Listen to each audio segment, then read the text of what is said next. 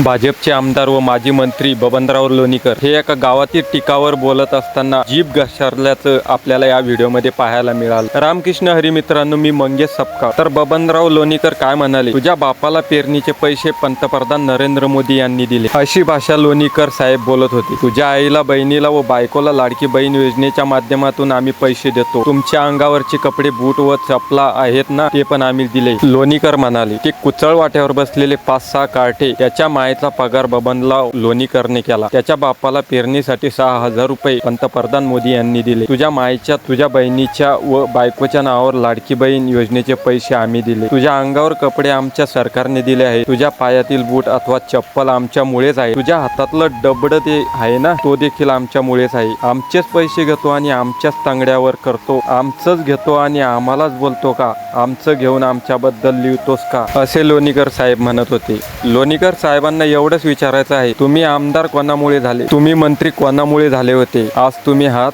तर ते कोणामुळे आहात? तुम्ही बोलतात ठीक आहे, पण तुम्ही शेतकऱ्याच्याच का पाठीशी लागला? काही केलं तर शेतकरी, काही पण झालं तर शेतकरी, कुठे काही झालं तरी पण शेतकरी। नेते मंडळींना एवढीच विनंती आहे, तुम्हाला द्यायचं असेल तर द्या, पण बोलून तरी नका दाखवू। मी काही राजकारणी नाहीये, मी काही नोकरदार पण नाहीये। घटनेमध्ये लिहिलंय सर्वांना बोलण्याचा अधिकार आहे, म्हणून मी एक शेतकरी म्हणून शेतकऱ्याची बाजू मांडत आहे। शेतकरी मित्रांनो, शेअर, कमेंट, लाईक, फॉलो नक्की करा। चला पुन्हा भेटूया एका नवीन व्हिडिओमध्ये।